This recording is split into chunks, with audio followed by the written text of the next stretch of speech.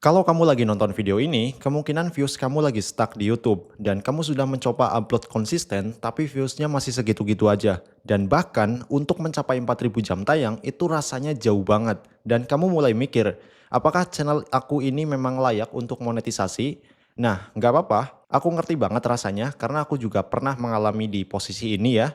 Tapi, ada satu hal yang menarik yang aku akan bahas di video kali ini. Setelah aku ngulik YouTube selama bertahun-tahun, aku akan share kepada kamu hari ini. Nah, di video ini kamu akan belajar bagaimana cara mendapatkan 4000 jam tayang dengan cepat, bukan dengan cara yang ribet, tentunya dengan cara yang lebih efisien dan lebih memangkas waktu, yaitu dengan dua hal simple, niche yang tepat dan konsistensi yang benar. Aku akan kasih bukti dari channel aku sendiri dan ini aku sudah terapin ya. Jadi tonton video ini sampai akhir. Karena di akhir video akan ada insight yang menarik yang pastinya akan sangat berguna buat kamu dan bisa diterapin di channel kamu masing-masing. Hai, buat kamu yang baru pertama kali kenal aku, kenalin aku Saiful, seorang konten kreator dan udah bergerak di YouTube itu selama lebih dari 7 tahun. Dan aku membangun beberapa konten saluran tanpa wajah atau faceless dan juga channel menggunakan wajah. Dengan semua pengalaman yang aku punya, aku akan sharing kepada kalian di channel ini. Jadi kalian pastikan subscribe channel ini ya. Oke, sebelum kita masuk ke strategi, kita perlu pemahaman dasarnya terlebih dahulu. Untuk memonetisasi channel kita di YouTube, kita butuh 1000 subscriber dan 4000 jam tayang dalam 12 bulan terakhir. Sekarang 4000 jam itu berapa menit sih? Kalau kita kalkulasikan itu sekitar 240.000 menit. Kedengarannya banyak banget kan? Tapi kalau misalkan kita breakdown secara detail, itu sebetulnya kita bisa gapai dengan waktu yang lebih singkat. Kalau per hari kita ada yang nonton, penontonnya ada 100 orang per hari, dan mereka rata-rata menontonnya 10 menit, maka kita sudah dapat sekitar 1000 menit per hari. Artinya, dalam waktu 240 hari atau sekitar 8 bulan, itu baru terkumpul 4000 jam. Dan itu akan lama banget. Dan kebanyakan kreator pemula itu gagal bukan karena videonya jelek, tapi karena dua alasan ini. Oke, solusinya gimana? Kita akan fokus untuk memperbaiki kualitas konten. Dimana kalau kualitas konten kita bagus, rata-rata orang yang nonton dari awal sampai akhir itu bakalan betah. Dan kalau misalkan betah, itu otomatis retensi penontonnya akan bagus sehingga untuk mencapai 4000 jam tayang itu akan sangat mudah. Jadi di sini kuncinya yaitu di kualitas kontennya teman-teman. Nah pertanyaannya gimana cara buat kualitas konten itu bagus? Pastikan teman-teman harus memiliki 3 unsur dalam membuat konten, yaitu amati, tiru, dan modifikasi. Ini udah sangat umum dan bisa diterapin di semua bidang seperti bisnis atau juga konten kreator seperti kita ini. Jadi pastikan teman-teman dalam membuat konten itu kita bisa lihat dari channel orang lain yang sudah viral, kita tiru bagaimana cara dia editingnya, kita tiru bagaimana dia membuat intro atau CTA, call to actionnya, dan kita terapin di channel kita. Nah, dengan cara seperti itu, tidak menutup kemungkinan channel kita juga bakalan rame karena sudah hampir menyaingi atau menyamai kualitasnya dengan kompetitor. Jadi pastikan untuk bagian intro, bagian isinya, dan penutupnya itu mirip seperti video kompetitor yang viral. Nah, ini adalah cara umum tapi sangat powerful kalau kita terapin di channel kita. Aku juga sudah mempraktekannya seperti itu. Dari channel yang betul-betul nol, tapi kita meniru gaya orang tersebut sebagai panduan channelnya, dan kita menerapkan di channel kita, itu hasilnya akan jauh lebih bagus daripada bagus menurut kita sendiri, tapi belum tentu bagus bagi orang lain. Tapi kita akan masuk setelah ini, yaitu untuk kesalahan pemula biasanya, yaitu yang paling sering dilakukan adalah salah niche dan juga upload videonya itu tidak konsisten. Kita akan masuk ke bagian 2. Kesalahan yang sering aku lihat dan aku juga pernah melakukan sendiri ya, yaitu niche-nya itu terlalu lebar. Maksudnya begini, kalau misalkan teman-teman mengupload konten tentang vlog, itu jangan dicampur dengan yang lain-lain. Misalkan hari ini kita upload vlog, kemudian hari besoknya kita upload otomotif, besoknya lagi kita upload berita, itu akan membingungkan algoritma. Karena YouTube bekerja berdasarkan minat dari penonton, dimana kalau kita spesifik dalam satu niche, misalnya khusus otomotif, maka orang yang menonton video kita adalah orang-orang yang memang suka dengan otomotif. Kalau misalnya besoknya tiba-tiba kita upload video memasak, maka orang-orang yang sudah subscribe yang memang suka dengan konten otomotif, mereka akan bubar, bahkan unsubscribe. Dan itu akan bermasalah tentunya, karena algoritma jadi bingung. Padahal sebelumnya dia sudah merekomendasikan video kamu ke audiens yang tepat. Makanya di sini aku saranin teman-teman, fokuslah pada niche yang spesifik. Jangan terlalu transisi terlalu jauh gitu. Analogi sederhananya seperti ini. Misalkan contohnya channel ini, aku membahas tentang edukasi di YouTube. Video pertama aku membahas tentang bagaimana cara mendapatkan 1000 subscriber, maka besoknya aku akan membuat video yang berkaitan dengan video sebelumnya, yaitu aku akan membahas bagaimana cara mendapatkan 4000 jam tayang.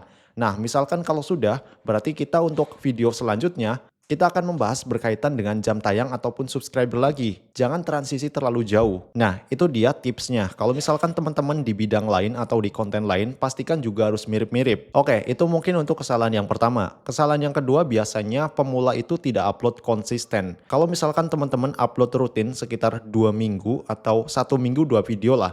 1 minggu 2 video, pastikan teman-teman untuk kedepannya upload 1 minggu 2 video terus. Jadi jangan terlalu jauh. Misalkan memang hari ini lagi rutin, upload hari pertama, hari kedua, hari ketiga, tapi begitu udah 2 minggu, itu nggak upload sama sekali. Nanti kalau misalkan sudah 2 minggu, dia upload lagi 1, 2, 3, 4 rutin, besoknya nggak upload lagi. Nah, itu juga akan membuat bingung algoritma. Karena YouTube akan menilai channel yang serius itu biasanya dinilai dari seberapa konsisten dia untuk posting video. Nah, kalau polanya seperti itu, bolong-bolong-bolong, kalau lagi semangat uploadnya rutin, kalau lagi males dia nggak upload video, maka dengan cara begitu akan membuat channel-channel itu viewsnya makin merosot dan makin ngedrop. Nah, itu memang real ya, aku sudah pernah terapin, uploadnya kalau lagi mood doang, tapi hasilnya malah justru berantakan. Berbeda dengan kreator yang memang pada dasarnya upload 2 hari sekali dan itu rutin berbulan-bulan. Bahkan untuk jam uploadnya itu selalu rutin ya. Misalkan selalu upload di jam 5 sore, itu hasilnya akan sangat beda dengan orang yang uploadnya itu sesuai moodnya. Nah, kurang lebih seperti itu. Jadi poin pentingnya bukan seberapa banyak video yang kita upload, tapi video per minggunya kita bisa konsisten berapa video. Intinya konsisten dan upload di pola yang sama itu jauh lebih powerful daripada upload 3 video kemudian hilang 3 bulan. Nah, kalau teman-teman memulai YouTube, pastikan masuk dengan niche yang tepat. Kita tidak asal-asalan untuk riset niche dan langsung eksekusi membuat video. Pastikan teman-teman juga harus riset apakah channel seperti itu sudah pasaran di YouTube, apakah masih rame, dan apakah peminatnya ada gitu. Jadi harus perhatikan poin-poin atau syarat-syarat supaya teman-teman bisa masuk ke niche tersebut. Nah, di sini aku sudah rangkum ada 3 syarat ya supaya kita bisa lolos atau tidak kalau syarat ini sudah terpenuhi. Nah, untuk syarat yang pertama, apakah teman-teman ada minat untuk membahas topik itu? Teman-teman tidak harus menjadi seorang expert untuk bisa membahas di topik yang teman-teman pilih ya. Paling tidak teman-teman bisa bertahan sampai 50 video ke depan. Artinya, teman-teman sudah memiliki pengetahuan dasarnya dulu dan siap untuk konsisten bikin video sampai 50 ke depan. Nah, dengan cara seperti itu, teman-teman tidak akan selalu bergantung pada motivasi, tetapi karena sudah punya dasar pengetahuan, teman-teman tidak akan bingung untuk kedepannya mau bahas apa. Karena memang sudah ada pengetahuan di situ. Jadi pastikan harus ada minat terlebih dahulu dan ketertarikan. Nah, ketika penontonnya lagi drop atau lagi menurun, biasanya orang yang selalu bergantung pada motivasi, dia tidak akan upload lagi. Tetapi kalau sudah kita nyaman pada niche yang kita pilih dan kita sudah punya pengetahuan dasarnya, dia akan bisa upload dan stay meskipun viewsnya itu lagi drop. Nah, untuk syarat yang kedua, apakah ada permintaan pencarian yang jelas? Kalau misalkan teman-teman pilih salah satu niche yang memang sudah pasaran, pastikan dalam proses tersebut akan contohnya seperti ini. Jika teman-teman melihat banyak kreator di YouTube itu membahas tentang satu niche atau topik yang berkaitan video AI, dan kontennya hampir template semua seperti itu, kemungkinan untuk demand-nya itu sangat kecil. Kita akan menjadi salah satu bagian dari 1000 orang yang membuat konten yang sama dan kita akan kebagian kecil. Nah, kalau sudah seperti itu, teman-teman sudah tahu banyak orang yang membuat konten yang sama, sebaiknya hindari konten seperti itu. Dan carilah topik lain yang memungkinkan teman-teman bisa masuk ke situ, demand-nya masih tinggi, persaingan belum ketat, niche tersebutlah yang cocok untuk teman-teman masuki. Tapi perhatikan juga faktor-faktor lain, apakah niche tersebut itu memang relevan untuk penonton Indonesia atau penonton luar sesuai dengan target ya. Apakah memang niche tersebut memang betul-betul dibutuhkan oleh para penonton? Nah, itu ada pertimbangan juga di situ. Nah, contoh simpelnya begini. Kalau kamu adalah seorang afiliator di TikTok dan sudah memiliki banyak pelanggan atau follower di TikTok, kamu biasa menjelaskan tentang edukasi, tentang bagaimana cara affiliate pemula, dan kamu sudah biasa membuat konten di TikTok lah ya. Tapi tiba-tiba kamu berpikiran untuk membuat kontennya supaya lebih leluasa itu di YouTube. Itu akan sangat mempermudah karena sebelumnya kamu sudah ada niche yang tepat dan tinggal eksekusinya itu di YouTube. Nah, dengan cara seperti itu teman-teman sudah melihat peluang yang sangat besar karena pada dasarnya teman-teman sudah ada pengetahuan di situ. Maka ketika kita membuat channel YouTube yang baru, kita tidak kebingungan.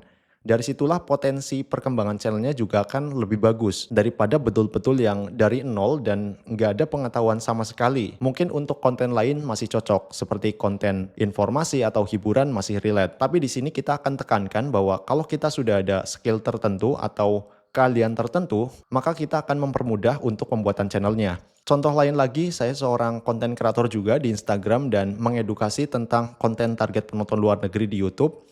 Maka ketika saya berpikiran untuk membuat channel, yaitu khususnya channel ini yang masih betul-betul baru, saya ada demand-nya. Saya ada kesempatan untuk membuat edukasi yang lebih banyak. Di situ sudah pasti ada peminatnya. Nah, dengan memanfaatkan peluang seperti ini, otomatis potensi berkembangnya channel kita itu semakin besar. Jadi poin pentingnya kita harus melihat keahlian yang sudah ada di dalam diri kita. Kalau misalkan betul-betul dari nol juga sebetulnya masih bisa, yaitu ada niche lain yang masih bisa dicoba. Dan untuk syarat yang ketiga yaitu kompetisinya masih bisa dimasuki. Nah, ini sudah aku bahas tadi ya. Jadi kalau misalkan semua orang bikin konten yang sama seperti itu, lebih baik dihindari dan coba mungkin kalau misalkan masih pengen untuk terjun ke situ, pastikan harus beda dari yang lain. Ada nilai tambah yang kalian tekankan di video tersebut. Nah, untuk contoh konkret dari channel ini ya, dari channel ini aku membahas tentang edukasi di YouTube. Memang sudah ada banyak yang membahas tentang konten edukasi di YouTube. Tapi untuk membawakan dengan gaya versi aku sendiri, itu belum ada karena memang aku sendiri ya.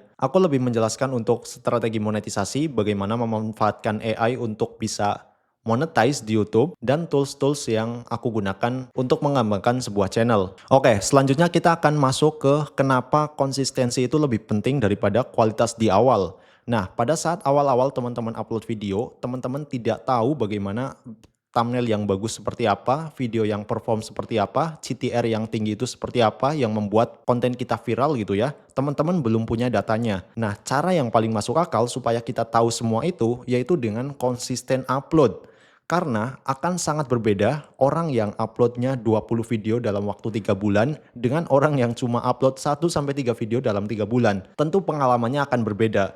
Orang yang upload 20 video, dia akan mengerti bagaimana bikin thumbnail yang bagus yang mengundang banyak orang untuk nonton. Orang yang pertama, dia akan tahu video hooknya itu seperti apa yang bagus. Dia akan tahu konsep ide videonya itu mana yang paling berpotensi banyak penonton. Karena dengan cara upload konsisten, kita akan semakin belajar. Setiap upload itu adalah eksperimen. Semakin banyak video yang kamu upload, kamu akan mendapatkan banyak pelajaran penting. Jadi pastikan untuk di awal-awal itu posting konsisten dulu. Kualitas nanti belakangan. Ketika teman-teman sudah upload 20 video, 30 video, 50 video, maka aku akan jamin teman-teman akan selalu memperbaiki kualitas konten. Tidak mungkin segitu-gitu aja. Apalagi kalau views-nya naik gitu ya. Pastikan kita akan selalu termotivasi dan selalu bikin konten yang paling bagus. Jadi pastikan awal-awal kalau teman-teman baru mulai, uploadlah video dulu sampai konsisten, sampai teman-teman memiliki jadwal yang realistis. Dan sekarang kita akan masuk bagaimana cara membuat jadwal yang realistis. Nah, langkah yang pertama yang paling realistis, kalau teman-teman misalkan masih kerja full time, kerja dari pagi sampai sore, itu kan masih ada sisa waktu di malam hari, sore sampai malam, itu space-nya bisa teman-teman gunakan untuk belajar membuat videonya. Kita bisa upload mungkin seminggu 1 kali, itu nggak apa-apa, 2 kali malah lebih bagus, yang penting teman-teman upload saja di jam-jam tertentu, yang sekiranya teman-teman ada waktu luang untuk membuat videonya. Nah, untuk langkah yang kedua, ini jauh lebih efisien, kalau misalkan teman-teman full time kerja,